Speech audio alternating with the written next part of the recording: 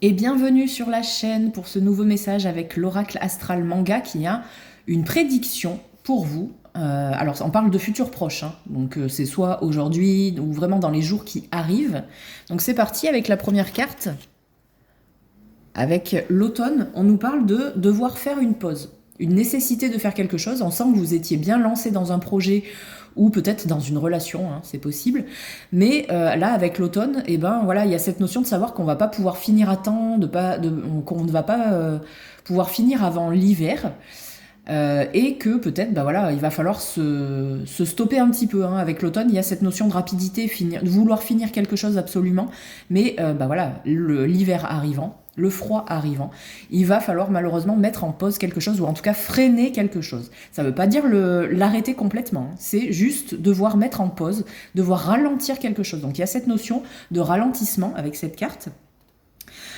En signe astrologique, on a Balance, Scorpion, Sagittaire, hein. Donc voilà, si vous êtes de ce signe, ben ça, il y a possiblement un message en plus pour vous. Si on parle d'une relation avec quelqu'un, ça peut aussi parler de son signe. Ça, c'est à vous de voir si ça vous parle.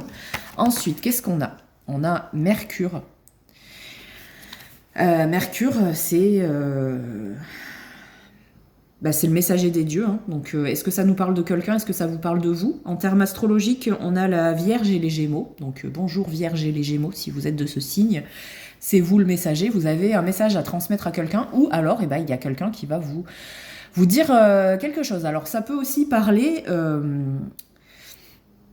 C'est pas quelque chose de négatif, hein. Là, je ressens pas quelque chose de négatif avec cette carte. On parle d'échange de connaissances, d'apprendre quelque chose. Ça nous parle aussi cette notion de voyage, parce que c'est un messager, hein, forcément.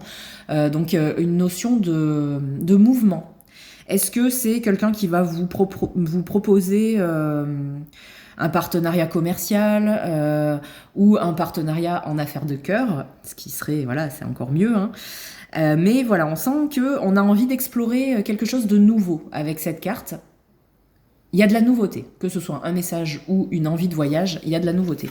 Ensuite, on a la maison 3 qui est aussi la maison de la communication comme Mercure et des voyages, vous voyez. Et puis voilà, cette notion, comme je le disais, de découvrir de nouveaux horizons. Là, on peut pas être... on n'a pas mieux. En signe, on a le Gémeaux avec cette maison 3.